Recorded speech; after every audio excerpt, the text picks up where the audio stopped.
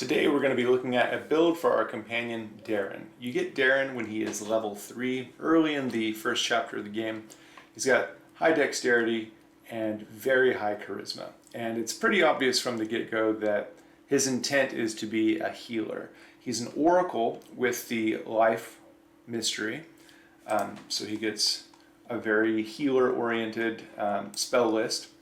And his first couple of revelations are also related to healing. He gets to channel positive energy.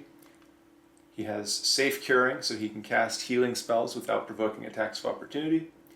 And his first two feats are selective channel, so he can heal things without healing the enemy, and harm undead without harming his party, and also extra channels.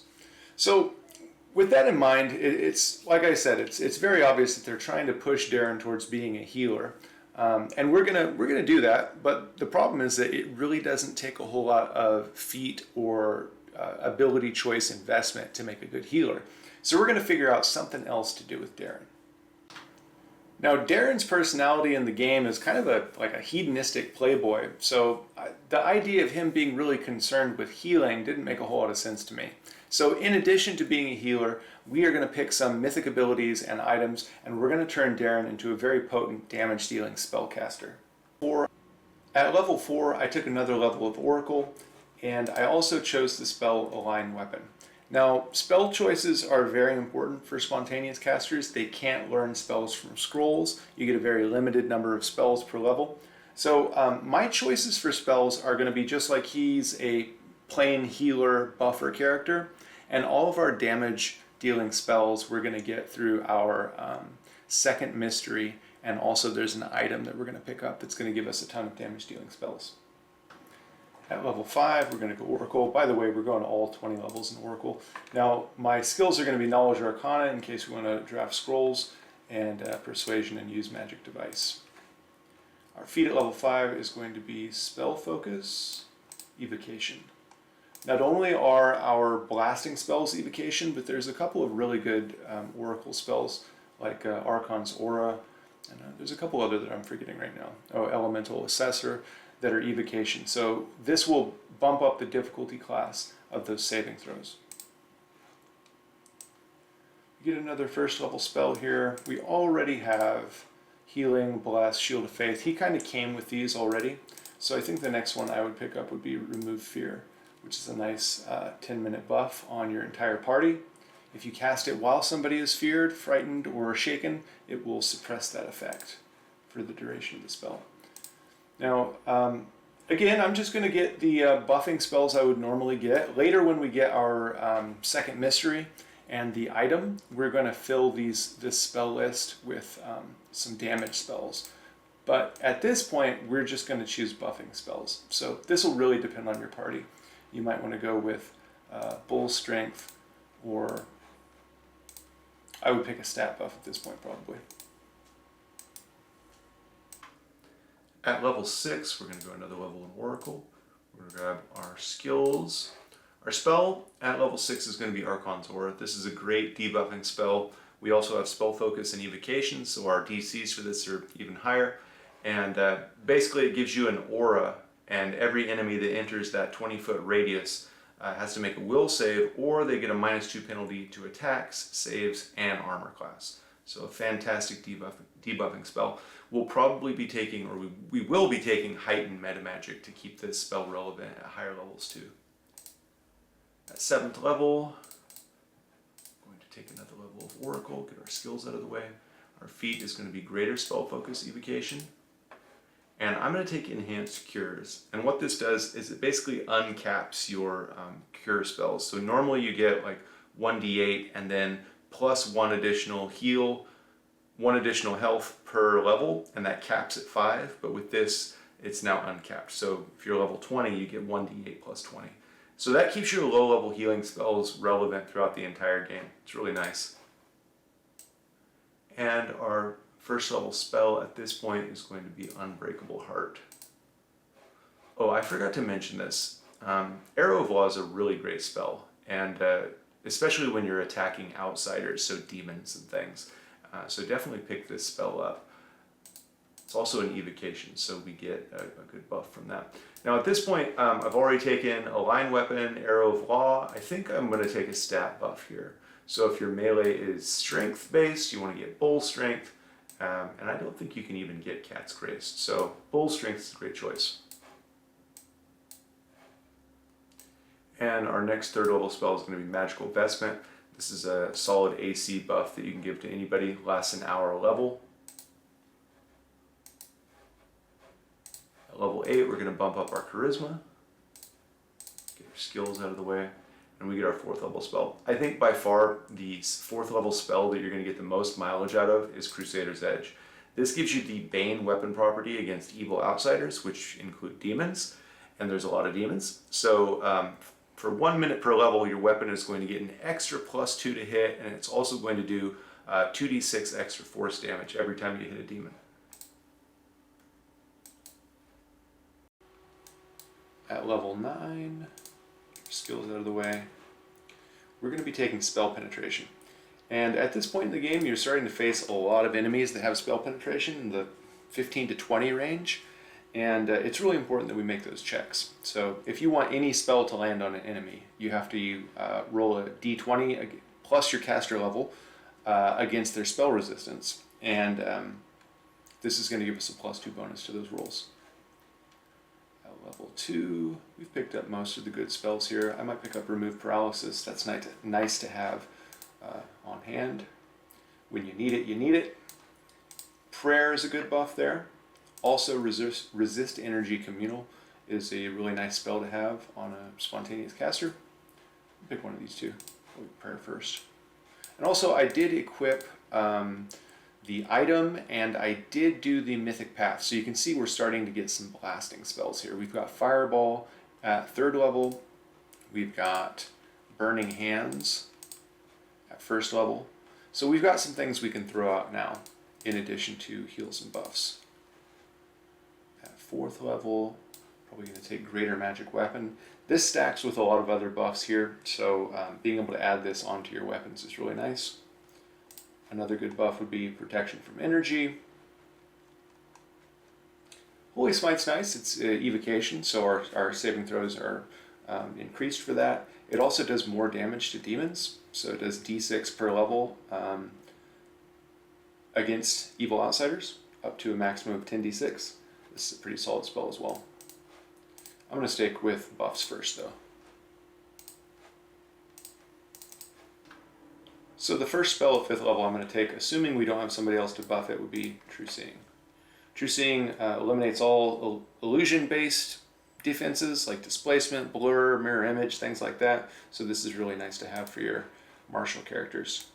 We also pick up improved Uncanny Dodge from our curse.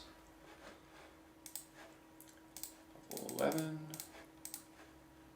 we are going to pick up Greater Spell Penetration. So now we've got +4 to caster level checks. We're also eventually going to take the Mythic feat that's going to add a lot more bonus to this.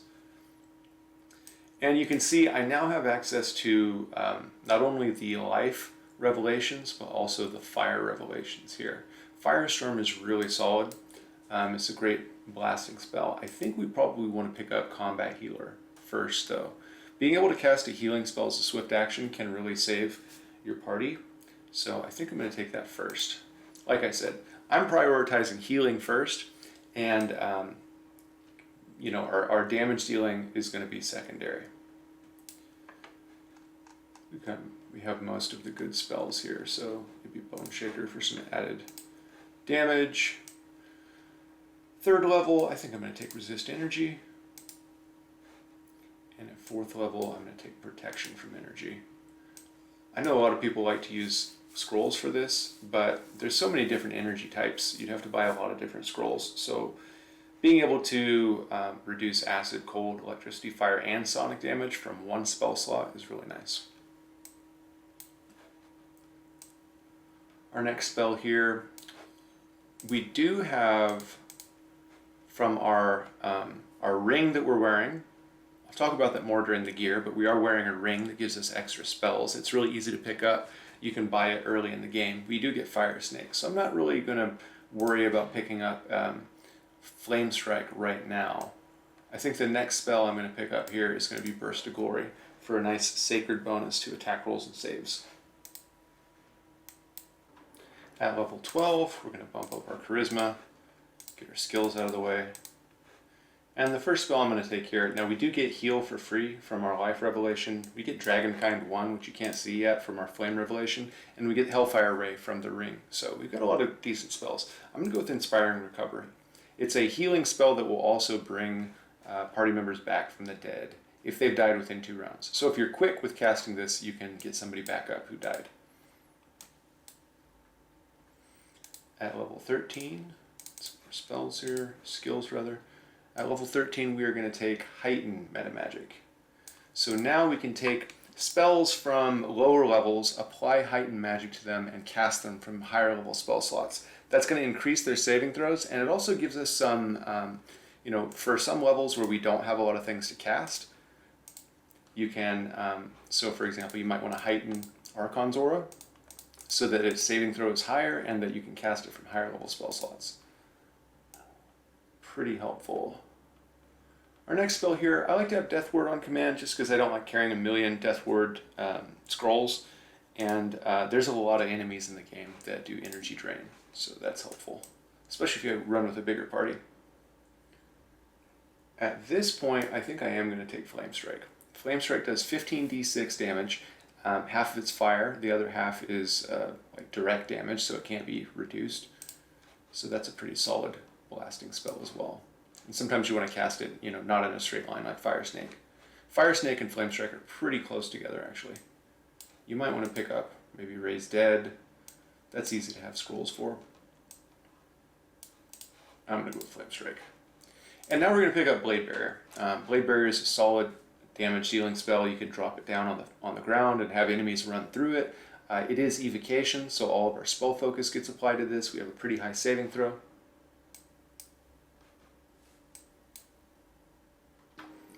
At level 14, going to get our skills out of the way. Of course, we're going Oracle, all of our levels in Oracle. Bestow Grace of the Champion is really good if you have somebody that's lawful good and has high charisma. Being able to add your charisma bonus on all saving throws, immunity to diseases and fear is a really strong buff. It's only a round per level, but it is good. I think I'm going to go with Holy Word here, though. This is going to give us, because we're invested in evocation, our saving throw for this is going to be pretty high.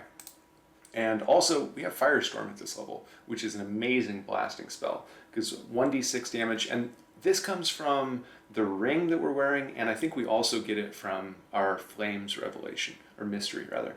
So you get 1d6 damage per caster level, up to a maximum of 20d6. And creatures that fail the reflex save catch on fire, taking an additional 4d6 damage every round, and there's a saving throw for that every round. Also, it only targets enemies, so even if your party is standing still, or your party is in a group of enemies, you can cast this on top of them. Very, very strong blasting spell there. Oh, and I forgot to mention, we pick up Greater Restoration for free through our Life Revelation. At level 15, our feat is going to be, I think I'm going to go with Selective Metamagic. Now, this is going to allow us to cast blasting spells like Fireball, Fire Snake, Flame Strike, things like that. If you apply this Metamagic, it won't hit your party members. So this will be nice. You won't have to be as precise with placing your spells down. And I think here we're going to grab Firestorm, which is another 1d6 per fire damage per Oracle level. And it basically lights an area on fire, and anybody in that area has to take this damage every round. So very strong. You don't want to cast this on your party though, and since it's a spell-like ability, you can't use selective metamagic on it. But all in all, a really strong ability. And you can only use this once a day, but it's really good when you use it. We get some more 5th level spells. I might choose Cleanse there for a self-heal. It's only castable on yourself. It removes all debuffs as well, or most debuffs.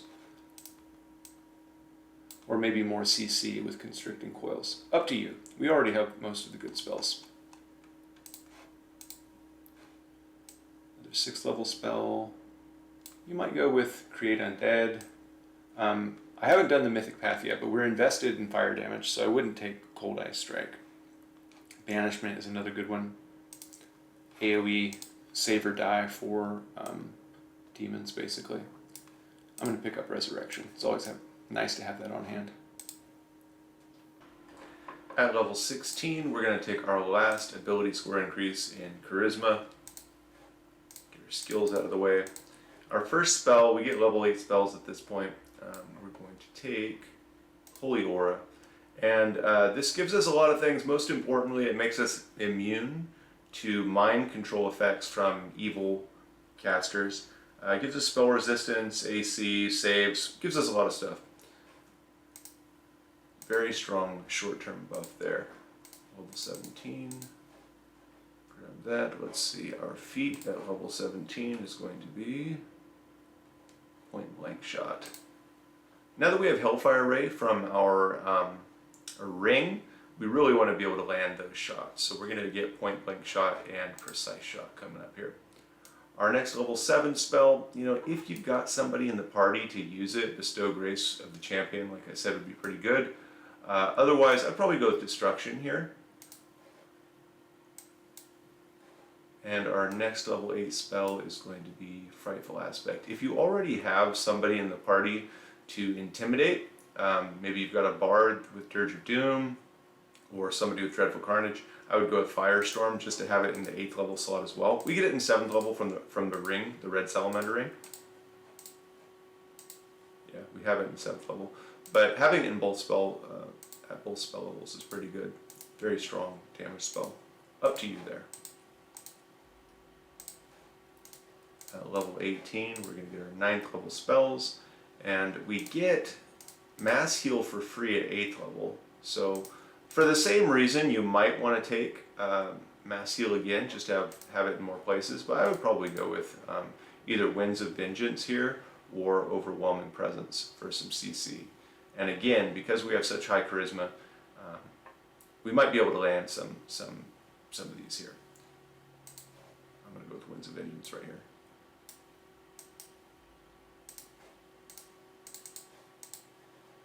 Precise Shot is our last feat. That's going to allow us to shoot into melee with our ray spells and not take that -4 penalty. Now our last revelation here is really up to you. We've got most of the good ones. I would probably go with Heat Aura.